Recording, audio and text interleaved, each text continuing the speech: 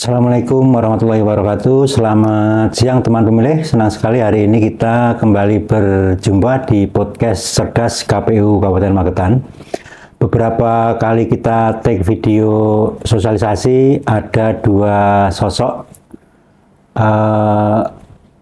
Dia adalah dua CPNS KPU Kabupaten Magetan dari 198 CPNS yang sudah didistribusikan di 38 kabupaten kota. Dari 196 CPNS ada 2 CPNS KPU Kabupaten Magetan. Kita akan kenalan dengan mereka berdua. Untuk teman pemilih, saksikan di hari ini bersama Mas Idris serta Mbak Intan. Oke, selamat siang Mas Idris. Selamat siang Pak. Mbak Intan, selamat siang. Silakan menyapa teman pemilih di Kabupaten Magetan dari Mbak Intan dulu. Halo teman pemilih, selamat pagi, siang, sore, dan malam untuk teman pemilih semua, khususnya di Kabupaten Magetan. Oke, halo teman-teman pemilih, selamat siang, pagi, atau mungkin malam, khususnya buat teman-teman pemilih yang ada di Kabupaten Magetan juga. Baik, sebagai pendatang dari luar Provinsi Jawa Timur ya? Ya, benar banget. Mungkin bisa diperkenalkan dari mana asalnya, terus nanti kita juga akan bercerita tentang proses seleksi CPNS. Tentunya teman-teman pemilih di Magetan juga butuh inspirasi di kesempatan podcast hari ini. Silakan dari Mas Idris dulu, mungkin bisa memperkenalkan diri. Ya, perkenalkan, nama saya Idris Windro Majuntak, biasa dipanggil Idris atau Idris. Asalnya itu dari Sumatera Utara, kemudian pindah ke Jakarta. Untuk alumninya, saya dari alumni Universitas Sumatera Utara. Begitu, Mbak. Jurusan apa Mas Idris? Dulu jurusannya ilmu hukum.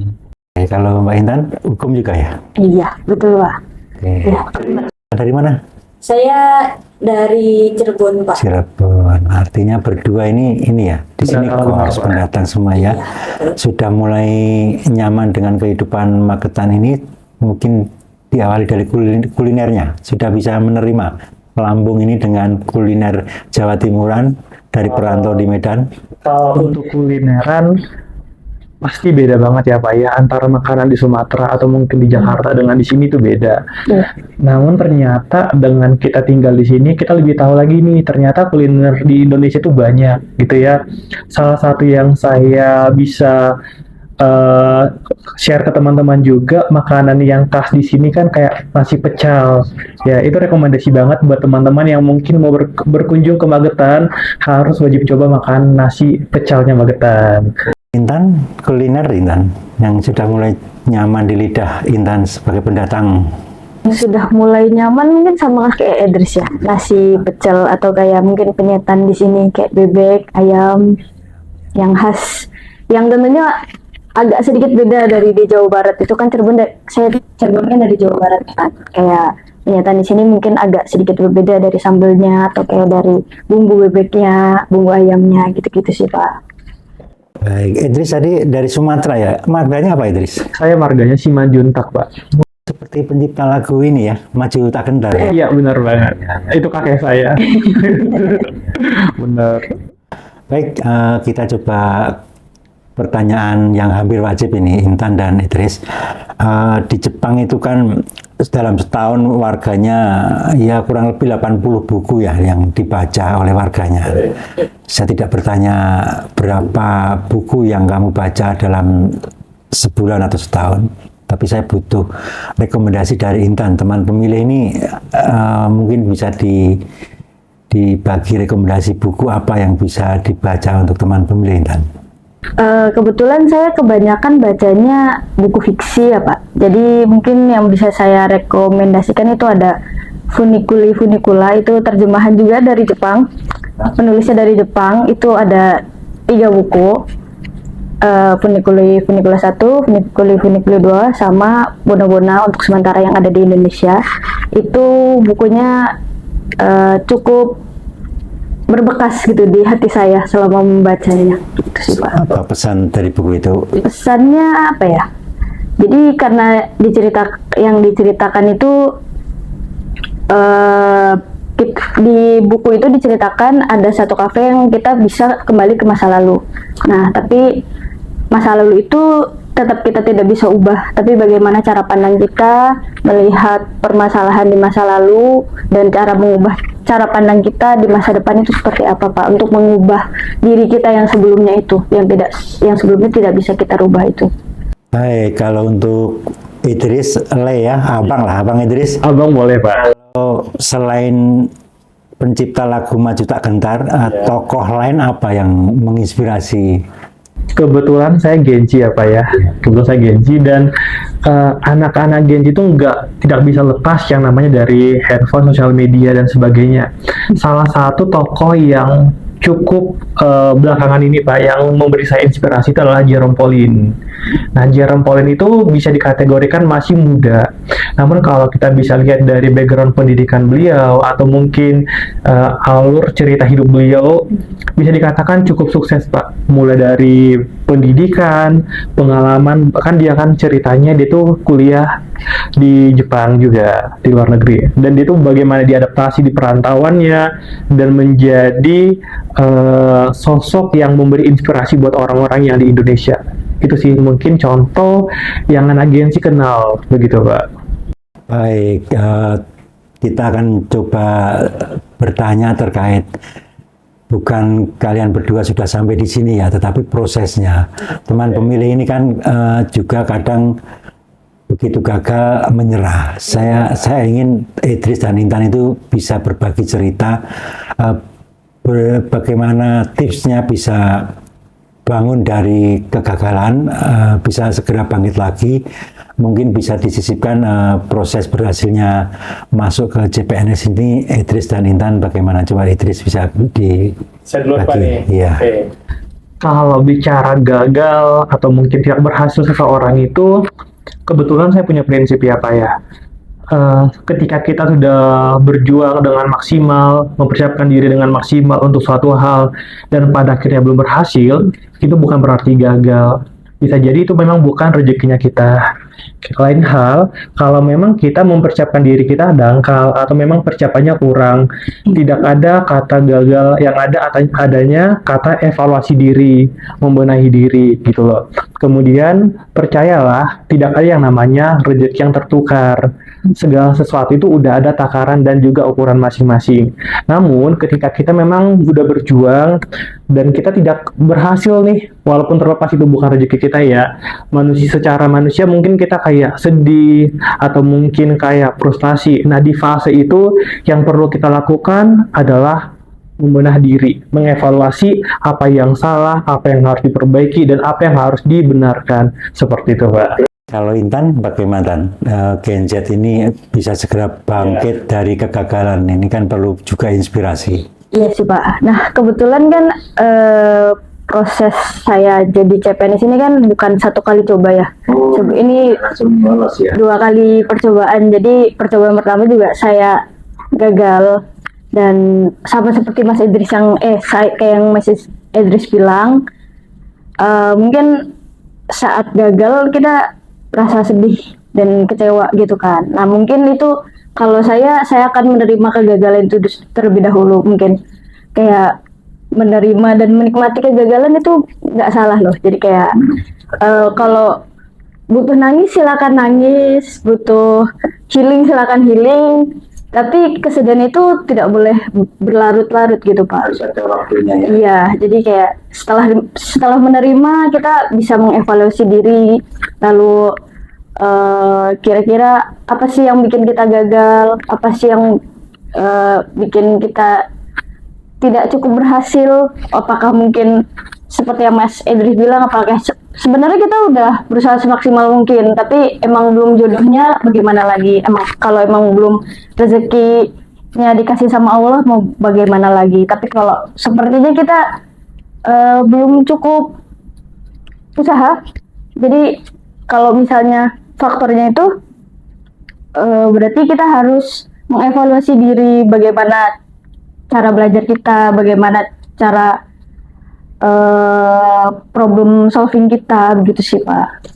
Faktanya adalah kalian berhasil lolos jadi CPNS KPU. Iya benar. Terus tipnya apa untuk teman pemilih ini? Kan mereka juga melihat dan akan mempersiapkan untuk bertarung seleksi CPNS dari beberapa kelembagaan. Tips 1 sampai 3 adalah untuk persiapan CPNS itu. 3 tips ya? Tipsnya cuma 3 sih. Iya, Belajar, berdoa, restoran doa. benar. Kalau menurut saya tipsnya itu, jadi kebetulan memang tidak ada sebuah proses yang uji coba instan gitu, tidak ada. Semua itu butuh proses, butuh tahap, butuh belajar. Jadi tipsnya adalah persiapkan diri terlebih dahulu, Pak. Jadi kayak lihat nanti aja, itu kalimat yang harus dihindari. Kita nggak boleh kalimatnya kayak lihat nanti aja, nanti juga ntar bisa kok gitu, nggak bisa. Kita harus mempersiapkan diri, kenali juga medan tempurnya gimana gitu. Teman pemilih, tadi ada yang menarik dari dua narasumber ini. Tadi dijelaskan Gen Z rata-rata beberapa itu sering mengatakan nanti aja, dan nanti aja. Nah, pesan dari Mas Idris ini mungkin bisa teman pemilih terjemahkan, mensikapinya bagaimana. Ternyata memang harus hari ini harus segera berubah dan berangkat. Yang menarik lagi dari Mbak Intan tadi juga sangat penting adalah restu dari orang tua. Itu beberapa tips mereka berdua lolos menjadi CPNS KPU hari ini. Baik teman pemilih, kita coba menanyakan lagi ke narasumber kita, mengapa dari beberapa kelembagaan ini Intan dan Idris memilih KPU sebagai lembaga yang dipilih, padahal ada beberapa banyak ya lembaga yang ada waktu itu membuka lowongan CPNS. Coba Intan, bagaimana? Kalau dari saya, kenapa saya milih KPU? Sebelumnya saya udah, kan ada banyak ya Pak. Nah, banyak itu ada beberapa surat edaran yang dikeluarkan. Nah, saya lihat dulu satu persatu klasifikasi yang dibutuhkan oleh mereka. Lalu saya urutkan kira-kira apa saja lembaga apa saja yang sekiranya linear dengan pendidikan saya, yaitu hukum. Nah, salah satu yang membuka formasi hukum itu KPU. Jadi, salah satu alasan saya memilih KPU juga karena linear, karena KPU itu membuka formasi yang linear dengan jurusan saya, yaitu hukum. Yang pertama itu. Yang kedua, setahu saya KPU itu kan panitia demokrasi. Jadi, mungkin saya ingin bukan mencoba lagi sekarang kan, ingin menjadi bagian dari demokrasi yang sudah saya pelajari dari SD, karena kebetulan dari SD saya sudah suka dengan pelajaran PKN, dan di PKN itu kan ada pelajaran tentang demokrasi ya, jadi kayak PMP itu. ya kira kita PKN Pendidikan Moral Pancasila. PKN apa kalau itu istilah sekarang? pendidikan kewarganegaraan. Jadi kayak yang sudah saya pelajari mungkin bisa saya implementasikan nanti saat masa tahapan. Baik, kalau Idris, kenapa KPU? Mengapa KPU dan bagaimana setelah di KPU? Kenapa harus KPU ya Pak ya? Pilihannya di KPU. Sebenarnya KPU ini mungkin sudah dijodohkan dengan saya, Pak. Karena ketika memang surat edaran sudah dikeluarkan oleh beberapa instansi, saya nggak langsung milih nih KPU, gitu. Saya milihnya bahkan instansi lain. Saya list dulu nih apa instansi yang menurut saya mereka itu juga menerima formasi yang sesuai dengan background pendidikan saya, yaitu hukum. Saya cari dulu, saya petakan apa aja instansinya, kemudian berapa formasi atau mungkin quantity yang mereka butuhkan. Saya petakan, kemudian beberapa minggu sebelum penutupan, datanglah surat edaran KPU. Dan ketika saya lihat formasi yang dibutuhkan dengan background hukum juga lumayan banyak, Pak. Bisa kategori cukup lah untuk bersaing gitu. Dan pada akhirnya saya memilih KPU, seperti itu. Baik, dari ringkasan dua cerita tadi ternyata yang penting dari kalian pemetaan itu ya. Ternyata kalian memang jeli memetakan dari puluhan ratusan kelembagaan ini sudah dipersiapkan sejak dini. Ini kan kalian menuju PNS ini syaratnya adalah adanya laskar ya. Teman-teman mungkin juga perlu tahu setelah jadi CPNS itu kegiatan laskar itu apa sih dan mengapa, itu penting untuk gambaran teman pemilih yang tertarik menjadi CPNS. Mungkin dari Mas Idris diceritakan dulu laskar kegiatannya apa saja. Oke, sebenarnya proses laskar ini bisa dikategorikan lumayan bertahap ya Pak ya. Mulai dari ketika kita masuk, kemudian kita kayak scanning dulu nih di kantor dulu, kemudian hingga pada saatnya muncullah yang namanya pelatihan untuk CPNS, itu pelatihan biasa disebut dengan latsar, benar. Kemudian ada proses yang namanya MOOC. Di sana kita belajar secara mandiri, ya secara mandiri, ada modul, ada video, dan diakhiri dengan evaluasi akademik. Kemudian habis dari situ kita lanjut ke berikutnya yang namanya distance learning. Nah, di sini juga ada dua metode pembelajaran, ada asinkronus dan juga sinkronus.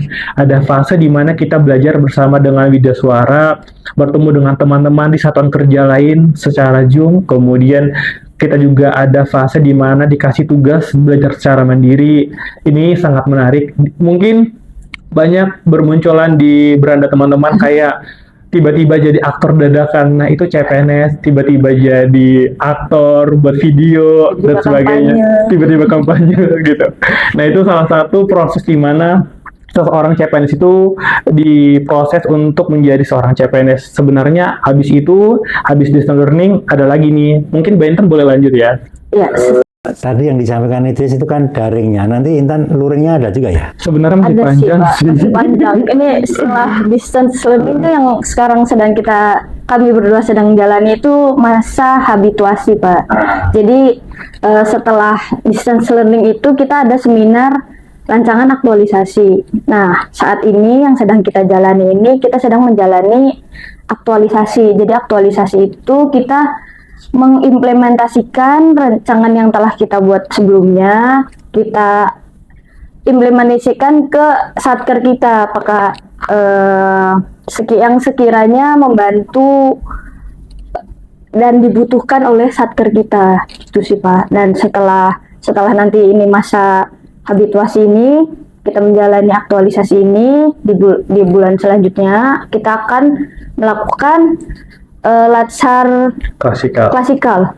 Jadi selama 7 hari, 6-7 hari kita akan di Surabaya Pak. Kebetulan kita karena se-Jawa Timur kita ditempatkan di Surabaya nanti klasikalnya, dan mungkin selama di klasikal itu kita akan mempelajari wawasan kebangsaan, ASN berakhlak, itu nilai-nilai dasar ASN berakhlak. Terus kita akan mempertebal wawasan kebangsaan, nilai bela negara, yang mungkin akan bermanfaat untuk kita sebagai ASN ya. Iya benar.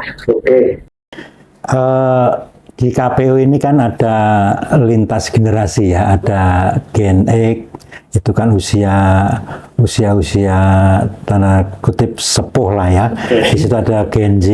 Nah, sedangkan kalian berdua ini kan di Gen Z.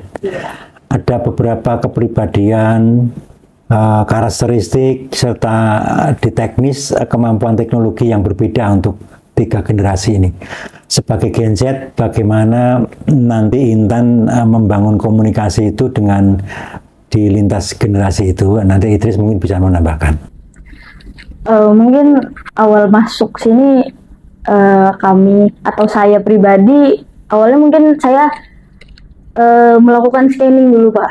Scanning itu jadi saya memperhatikan dulu bagaimana budaya kerja di sini, bagaimana cara senior dan rekan kerja yang ada di sini, lalu bagaimana pimpinan, cara berkomunikasi dengan pimpinan atau cara berkomunikasi dengan rekan kerja. Mungkin awal yang saya lakukan itu scanning dulu Pak. Terus setelah melakukan scanning, saya mulai beradaptasi. Kan dimana ya, jadi gimana? Jadi gimana caranya?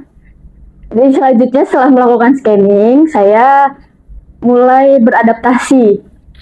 Jadi saya harus menyesuaikan cara berkomunikasi kita di sini, karena kan bagaimanapun kita dari luar juga kan Pak. Jadi kita harus beradaptasi.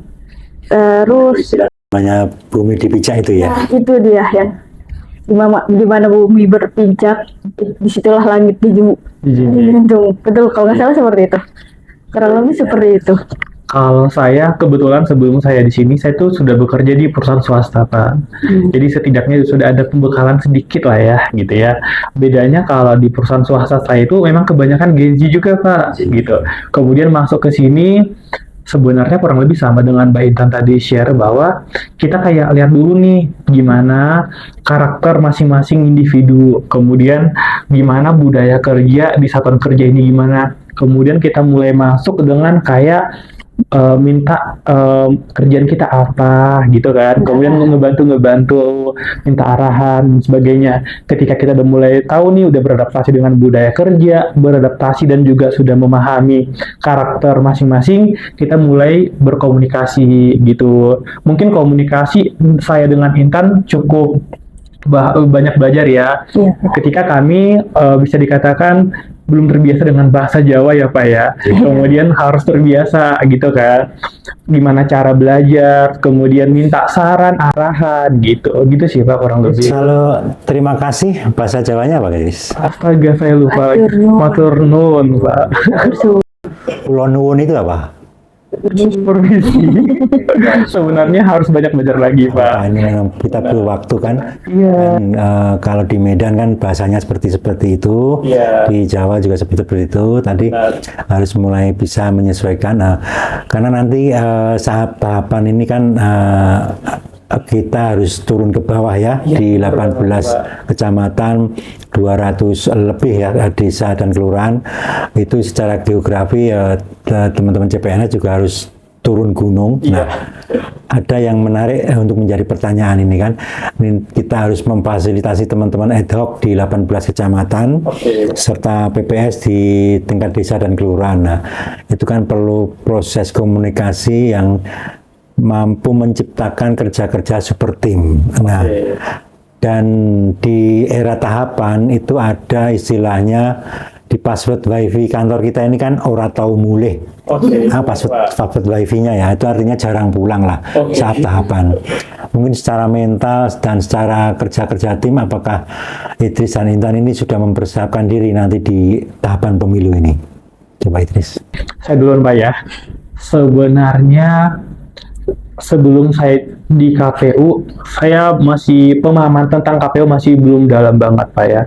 Jadi belum tahu bahwa KPU itu bakal se-fight itu nantinya gitu. Kemudian ketika saya sudah gabung di KPU, kemudian bertanya dengan teman-teman kerja yang sudah terlebih dahulu merasakannya, sedikit banyak sudah tahu nih bakal apa yang akan dikerjakan. Kalau dikatakan sudah siap apa tidak, sebenarnya siap tidak siap, mau tidak mau, itu sudah menjadi tanggung jawab Pak ya. Itu sudah ketika kita sudah mengambil dan memilihkan diri untuk bekerja di sini, sebenarnya tugas itu sudah ada di pundak kita sebenarnya. Intan, bagaimana Intan? Kurang lebih sama kayak Mas Idris. Jadi kayak dengan kita memilih format KPU saat pendaftaran memilih KPU, jadi otomatis kita harus siap untuk mengabdi kepada KPU kan Pak. Terus sebelumnya kan udah ngobrol sama rekan kerja dan mereka sedikit ngasih tahu gimana cara kerja saat tahapan nanti. Jadi kurang lebih saya sedikit demi sedikit mempersiapkan diri, baik mental maupun fisik atau pengetahuan saya untuk tahapan nanti yang insya Allah akan 2027 atau 2028 ya Pak. 2 tahun sebelum pemilu ya, sekitar 2027 itu kita sudah mulai tahapan. Dari generasi Z ini, Gen Z ini kan ada benang kesimpulan bahwa apalagi kalian kan meninggalkan orang-orang tercinta di kampung halaman ya. Itu kami menerjemahkan ada mental petarung dari Idris dan Intan. Tentu bisa dibagi cerita. Kenapa Gen Z itu harus berani merantau dan apa ya? Ada kekuatan yang perlu dibagi ke teman-teman anak-anak muda Gen Z ini kan, merantaulah, dan apa yang mungkin bisa disampaikan untuk teman pemilih di Magetan ini? Modal merantau ini.